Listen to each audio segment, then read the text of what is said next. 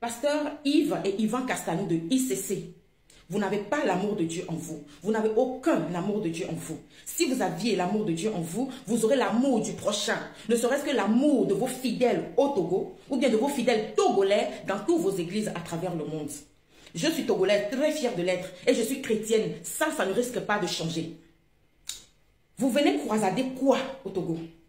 Vous venez croisader qui exactement au Togo? Le peuple togolais, ce peuple-là qui est en train d'être tué en ce moment même, le peuple-là qui est en train d'être massacré en ce moment même, ce peuple-là qui est en train d'être réprimé en ce moment même.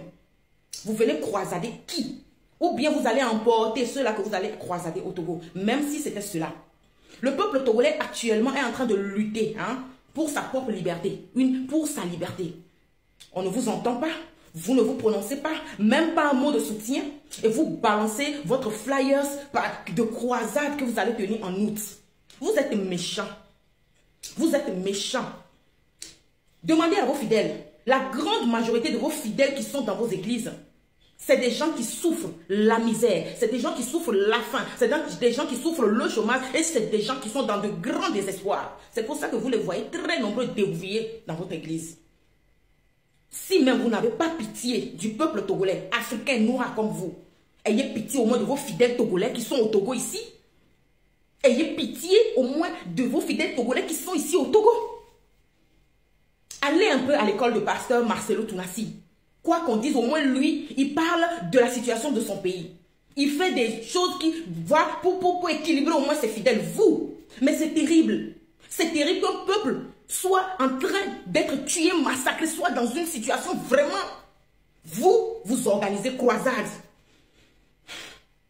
Nous vous avons fait quoi exactement? Bon bref, je ne veux pas parler et puis vous allez me sortir le verset. Ne touchez pas à mes oins. On ne touche pas à ces oins, mais ces oins peuvent massacrer, peuvent plonger le peuple de Dieu dans je ne sais quoi. Vous savez, vos silences face à la tuerie des fidèles, vos silences, vos indifférences face aux problèmes de la nation font que beaucoup vont vers l'apostasie. Et ça, le Seigneur va vous le demander. Le Seigneur va vous le demander. Vous allez dire que vous priez, mais David prie, mais il est allé au front. Élie prie, mais Élie est allé au front. Les prophètes, comme on le lit dans la Bible, n'est pas en arabe, c'est en français, c'est en anglais. Nous tous, on peut lire, même en hébreu, il y en a.